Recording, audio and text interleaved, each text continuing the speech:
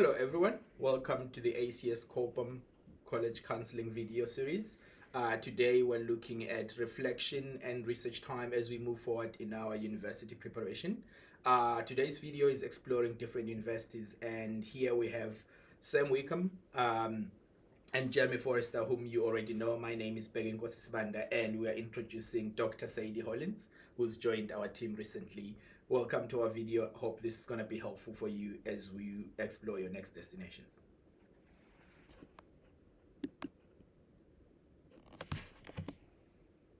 So just looking ahead, in this video, in our agenda, we're going to spend the majority of our time talking about different destinations. We're going to be looking at general applications, what's involved in applying to a range of different countries, the country's guidance. We're going to look at the US, the UK, Canada, and various European places, destinations where our students often go to.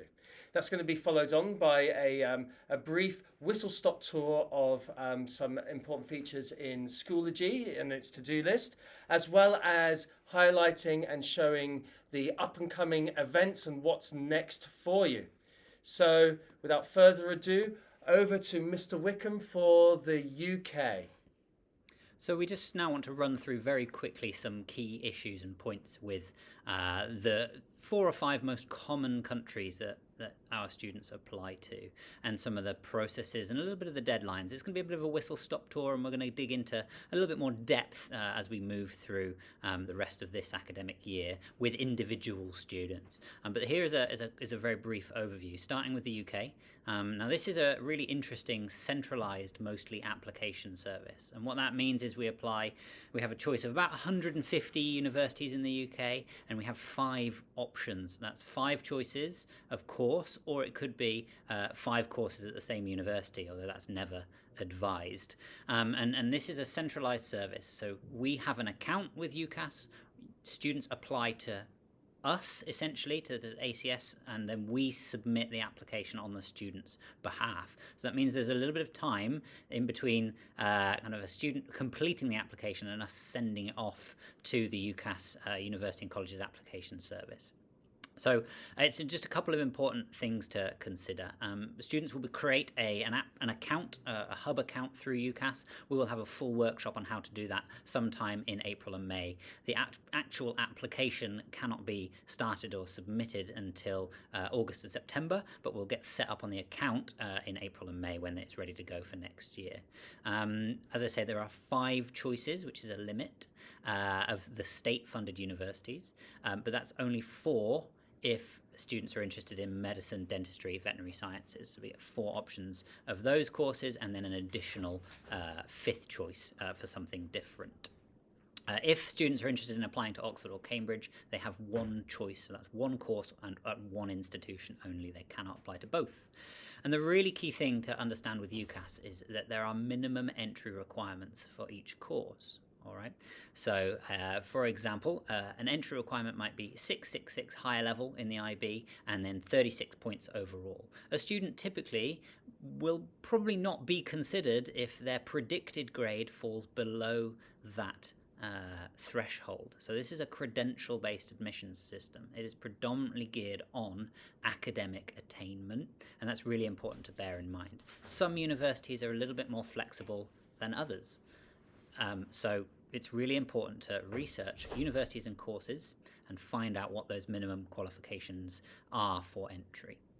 Just a couple of brief dates there. October the 6th for anyone applying early. That is the Friday before our midterm break. We have a 2-week midterm break next semester, so it's really important. October 6th, things are done.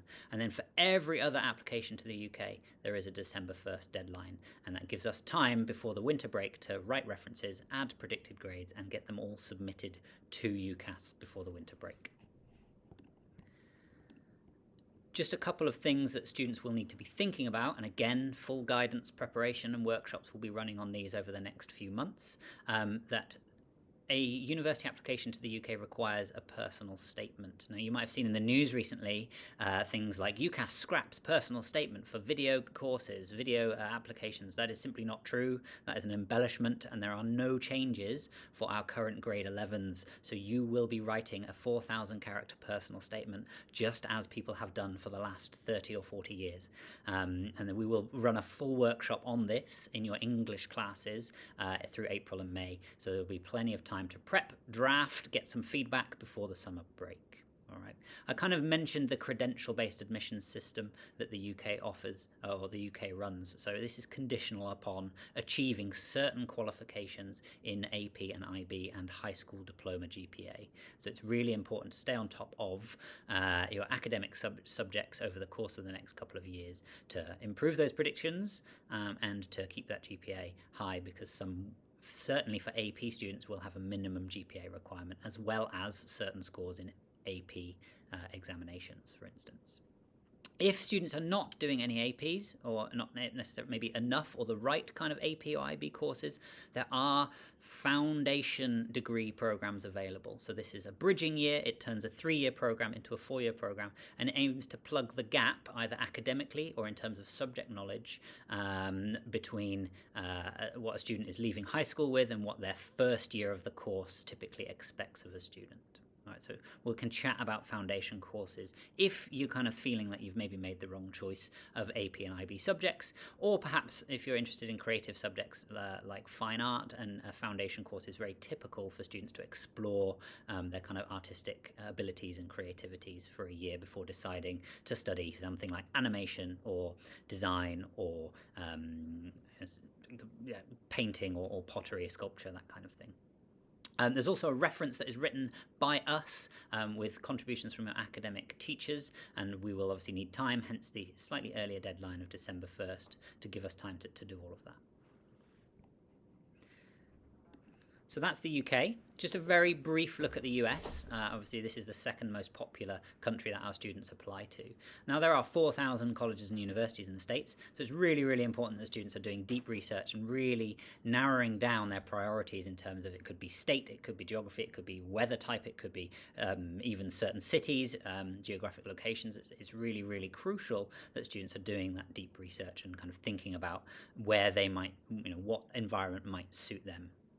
It's really also important to understand that this is a decentralized application system. So each university can have a very different application system than another, and there are common application systems, the Common App, as we will hear it referred to, which about 900 US colleges and universities are subscribed to. But then there are university-specific application systems. Georgetown, MIT are 2 examples of these, and then state university application systems as well. So you cannot apply to a University of California university through the Common App. You have to apply through the University of California application system, which has different deadlines, and that's really important to recognize as well, that all US universities have different deadlines for submission. Some might be November 1st for early applications, some might be January 1st, some might be January 15th. So we have typically 2 internal deadlines to ensure that these are met. One is an early deadline and one is a regular deadline, and I'll get to those in a minute. Now, there's a lot of time and effort required to making applications to the states. The minimum that a student will have to submit is a 650-word personal essay plus up to 10 kind of activity list descriptions and examples of the kind of extracurricular wider activities that they are doing. But some of the most selective institutions might have up to 10, if not more, supplementary additional questions, essays, which could be 500 words. They could potentially be up to 400, 500 words. So it's not unusual for a student to potentially be doing 3,000 words of writing just for one university application. And if you were to times that by 6, 7, 8, 9 applications, it is a lot of writing. Yes, some can be recycled, some can be reused, some can be tweaked and amended to fit, but there's a lot of research. And because there is so much emphasis on fit in the US, and they're often asking why this university or why this major, how do you fit in here, that research into specific institutions is fundamental as well. So good planning preparation through the summer break is vital. And we will start talking about all of this in our one-to-one meetings with with individuals, depending on where it is that they're looking at applying to, and giving you action points to complete over the sort of spring and summer term. Just a couple of things that we will touch on in some advisory workshops as well. We'll talk about teacher recommendations in March, about how to ask for those and the process by which we do the teacher recommendations. We will also have to write a counsellor recommendation for you. So the more time you spend with us, the more we get to know you, the better and stronger that counsellor recommendation will be. We have also shared with you a self-recommendation form to start completing, and if you work on that over the next 6 months, by the time we come to write your recommendation in October, November time, we will have lots to write about. So please, keep those counsellor recommendation or those self-recommendation forms, keep adding to them and working for them. Then we also send a school report, and that's basically a report on the school, how many students are in your grade, what our top scores are, what our passing grade is, that kind of thing, and your academic transcripts. So we have to do all of that. There is a lot of back-end admin that we have to do as college counsellors. And then you are responsible for sending certain things as well. That is your testing scores, if applicable. We'll talk about that later. And then any additional information they might need if you are, for example, applying to a creative course, they might need a portfolio, or if you're applying for a music course, they might need some kind of audition tape. So there are other things. It is really important that you as students keep on top of the additional requirements. And then very briefly, some deadlines there. We have, again, an October 13th early deadline for any early decision, early action. So these are the binding, but also kind of expression of interest applications that many students we're seeing now make early applications. It used to be reserved for a small number of students. And we'll start talking about with you, if you're thinking about applying to the US, what that looks like for you. Do you have any universities, 2 or 3 maybe, that you're really interested in that might be an early application? But we have a October 13th deadline. Again, we've got a 2-week break for the midterm break next year, and November 1st falls over our midterm break. So it's important that those are done well in advance. And then for all other applications deadlines that typically take place in January for the universities, we have a December 1st deadline for those 2. We expect them all done because, again, we have to write counsellor recommendations. We have to send all this document, make sure this admin is done, and it's done individually per university. So communication with us is absolutely key here. So it's a whistle-stop tour. As I say, rest assured we will start having these conversations with you individually, depending on your own application process, program, destination, that kind of thing. So Canada is a little is more holistic in its nature in the application process or the admission process than the UK. That means that you have less need to be able to, or less requirement for you to say, this is the subject I'm applying to, the course that I'm applying to, because you can actually apply to a faculty. There's the ability to have movement within that faculty once you join. So as long as you know roughly the subject area that you are looking to study when you're at the undergraduate level, then you can have a little bit more movement within that faculty. So that's Canada. More holistic than the UK, but it is less holistic in its nature than the US. That means that in the US, you can explore a whole wide range of courses, irrespective of the faculty that you're in. So Canada, more exploratory than the UK, a lot more, but less so than the US. And this is reflected in the admission process itself as well. So the application criteria might vary from university to university, but the majority don't require a personal statement or letters of recommendation. Typically, a student will need to upload all their information and documents to an online portal. Okay, so there's a main centralised application system for Ontario. It's called the OUAC. The OUAC is where students will select the courses or faculties and universities in which they want to apply to, add in a series of straightforward answers to questions and upload a few items. And then that will then link to the university, and then the universities within Ontario will be aware to make a portal for you, a digital portal, and that's where they can ask for further documentation from you. So it's a lot more straightforward than the systems in the UK and the US in terms of how much energy you need to spend in the application system itself.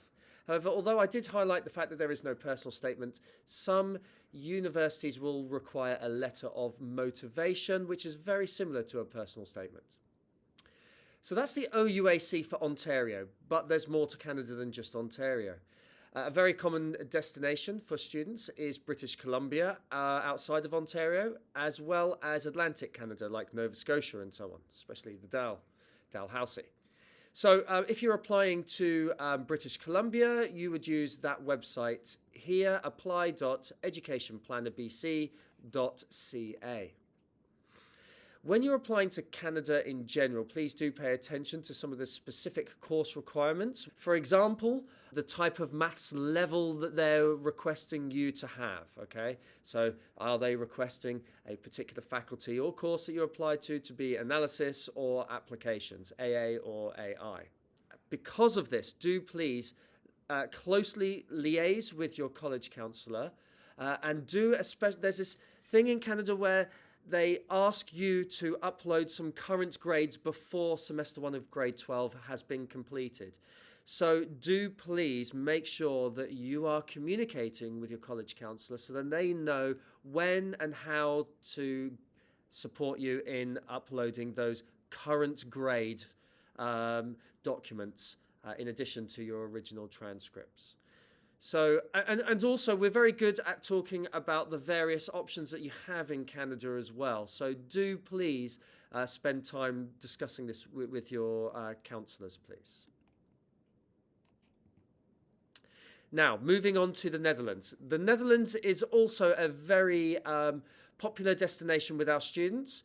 You do have these universities, a range of different styles of universities there, 3 main ones. You've got your research universities, which are heavy on research. And, for example, the University of Amsterdam. Then you also have universities of applied science, which in Dutch is called hogeschool. So these are more focused on skill-based learning with a view to applying your skills in a vocational format. Yet also there's an academic element as well, so it's not only vocational training in terms of trades, it is also more academic than that. And these are great courses if you like to learn by doing in the fields in which you're looking at. And there are also these liberal arts style universities called university colleges. Now, one great way to find out where all of the English taught courses are in the Netherlands is this website here, studyinholland.nl. This is a great start for you to start the process in your research in the Netherlands. You usually will require an IB diploma or AP and a GPA when applying, so do check the program requirements carefully. There will also be a letter of motivation, and references are common for applications to the Netherlands.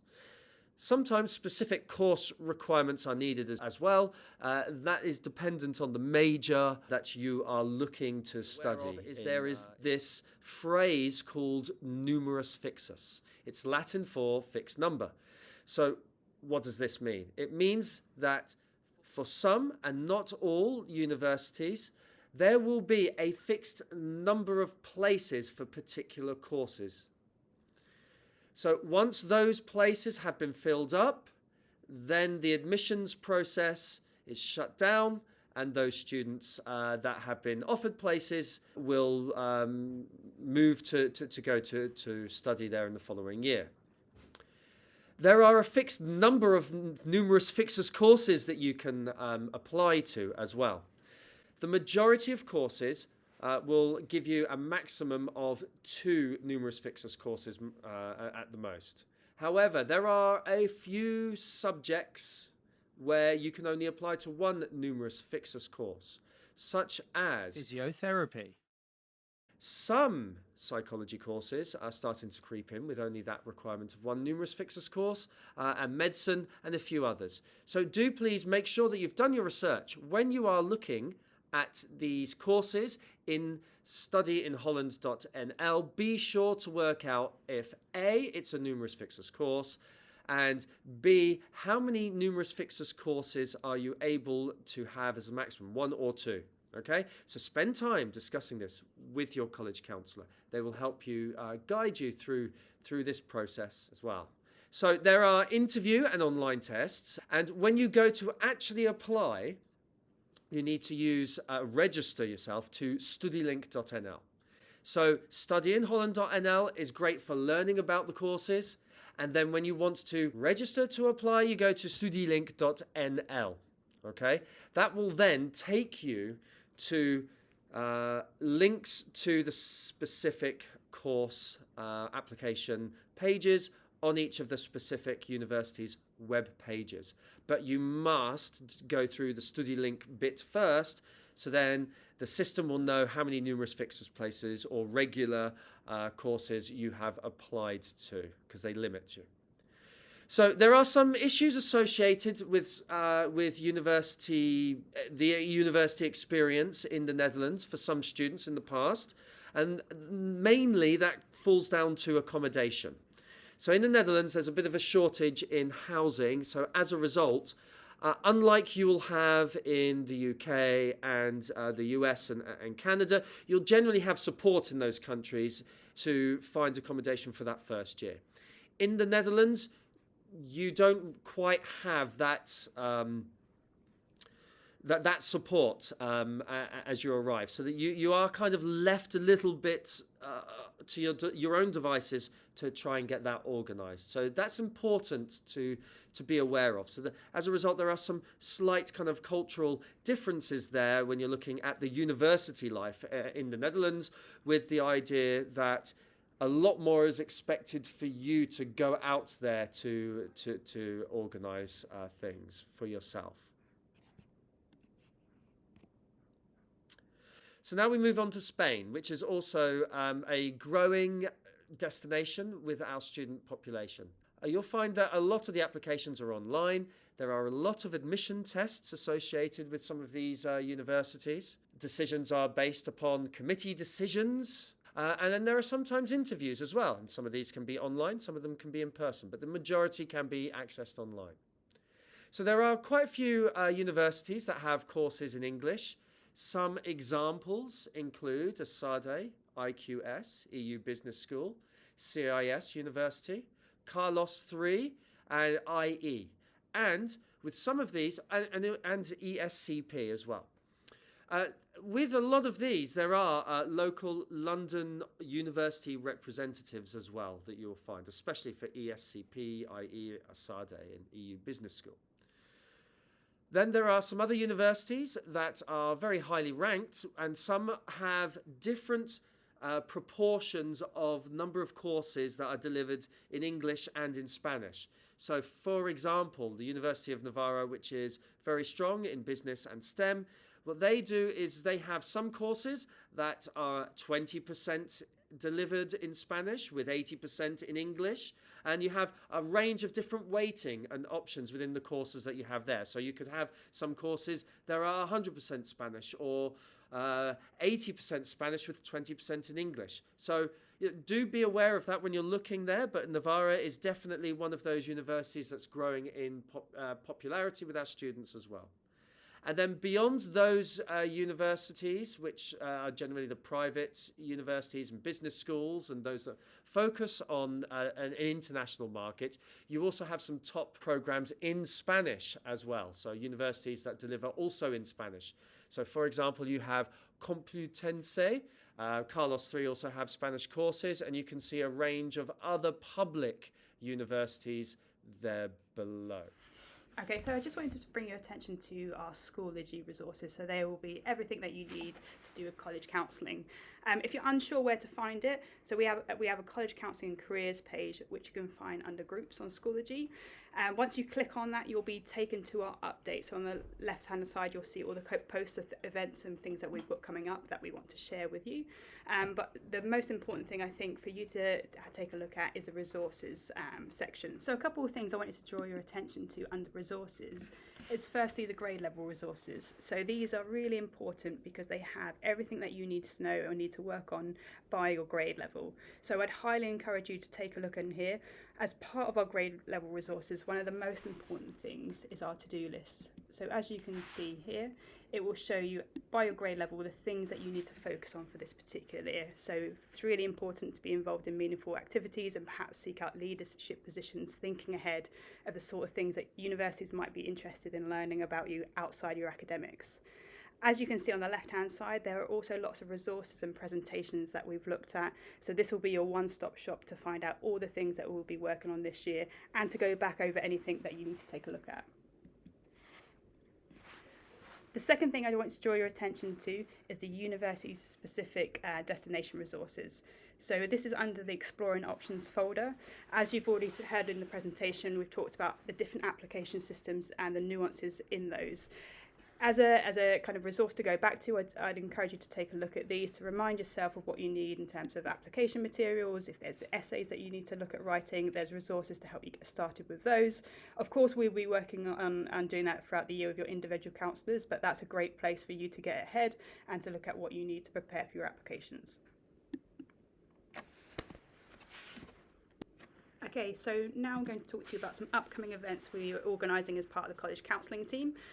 As you can see on the top left, our one-to-one conversations have started with the grade 11 students. So all grade 11s will be meeting in the next couple of months with their college counsellors to start the process to figure out what you will need to do for your college admissions.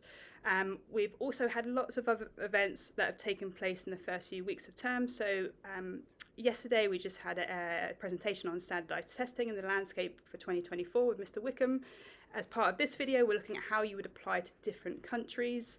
February is a really, really important month for students because that's part of the course selection process. So throughout the month, college counsellors will be made available for students to drop in to chat to you about what courses they're going to choose for next year. We've also got other exciting sessions going on. We're going to explore the tracker with students, so the document that helps them to figure out what colleges they're going to be applied to, what admissions requirements they're going to be having to meet. We've got a really cool presentation coming up from some US universities on exploring USA collegiate athletics. We've got introduction to service academies, and then we've got also events taking place in school. We'll be looking at writing US essays and UK personal statements. We've got the UCAS Fair, which will be a great event. Lots and lots of UK universities will be available for students to talk to. We've got the TASIS International Fair as well. That will include universities outside of the UK. So we've got US University representatives, Canadian University representatives, and European universities as well. Moving forward, as we come towards the end of grade 11, we're going to be working with students on essay drafting and feedback individually with their college counsellors, and then we'll be doing all the things that we need to do to help students prepare for grade 12, including signposting students to university open days. I'd highly encourage you to get involved in these events. We've got some great things coming up that will best prepare students for their grade 12 and for the steps after ACS. So pop in if you're unsure about any of the events, or take a look on Schoology. That will be also where we'll be keeping up to date with all the events that we've got going on.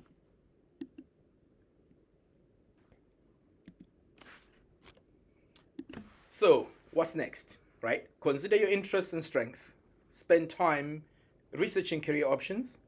Really consider what's important to you in the search process.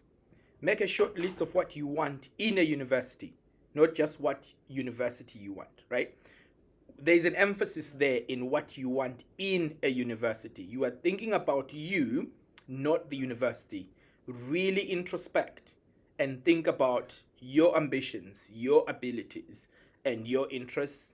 Then go on to research about a university that will allow you to achieve the things you want to achieve and become the person you want to become, right?